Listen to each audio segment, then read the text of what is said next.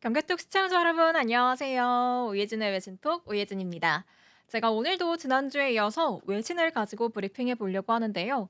이번 주에는 좀 특별한 이슈가 있었죠. 중동 분쟁이란 이슈가 있었는데 관련해서 글로벌 증시에 타격을 줬습니다.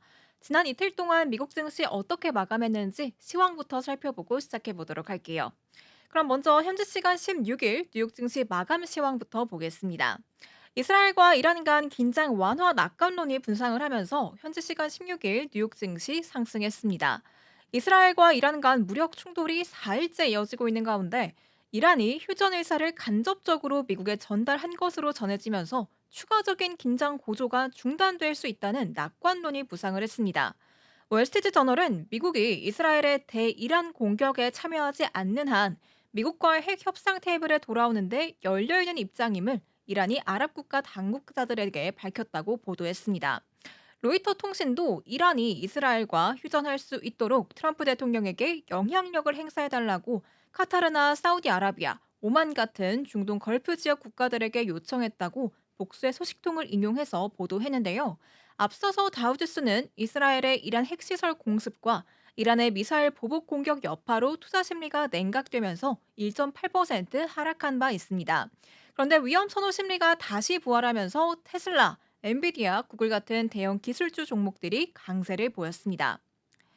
또 주요 7개국 G7 정상들이 현지 시간 16일 이스라엘과 무력 충돌을 벌이고 있는 이란의 긴장 완화를 촉구하는 공동 성명을 채택했는데요.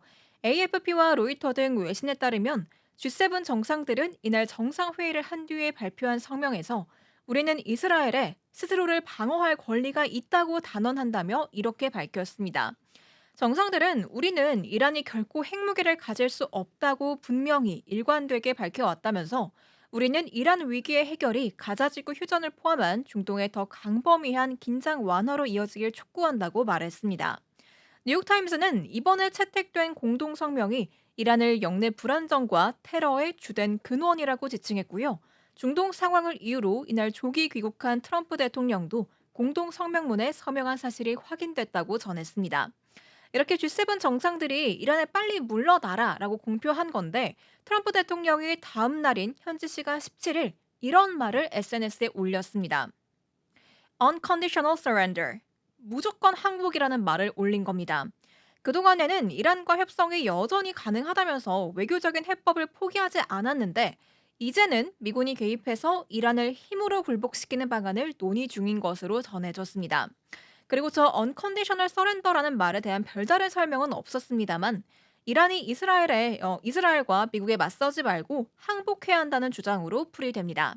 또 트럼프 대통령은 또 다른 게시글에서 우리는 소위 최고 지도자가 숨어 있는 곳을 정확히 알고 있지만 그곳은 안전하다. 그는 쉬운 목표지만 적어도 지금은 그를 제거하지 않을 것이라고 밝혔습니다. 이는 알리 하메네이 이란 최고 지도자를 언제든지 살해할 수 있다는 협박에 가까운 경고를 날린 거죠. 이런 경고에 뉴욕 증시에는 긴장감이 유입됐습니다.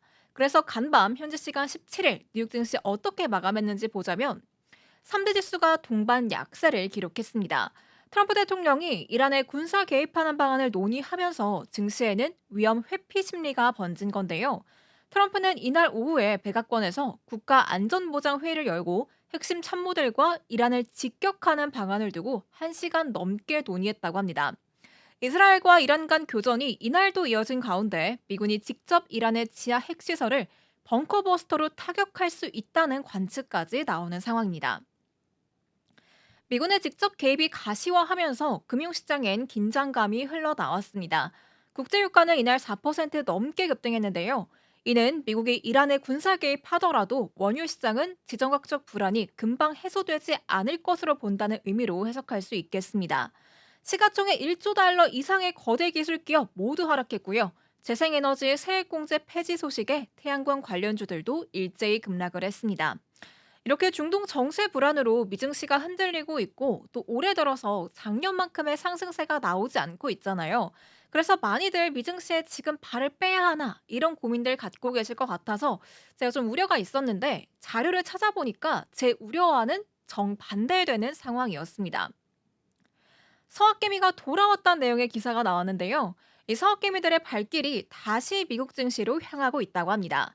지난달에 미국 장기 채권 비중을 늘리면서 방어적인 포지션을 잡았는데 또다시 레버리지 상품들을 담으면서 공격적인 베팅에 나서는 모습이었습니다.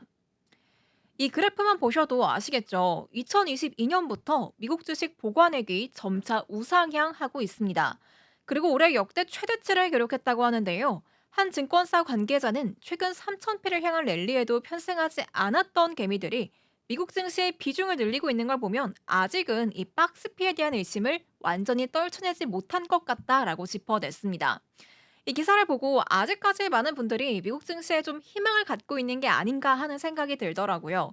제가 이 외신통 녹화를 준비하면서 늘 어떤 종목을 추천한 기사를 가지고 와야 되나 많이 고민을 하고 오거든요. 네, 오늘도 역시나 전 세계적으로 증가하고 있는 이 AI 데이터 센터 이 수요 증가에 맞춰서 AI 관련주를 들고 왔습니다.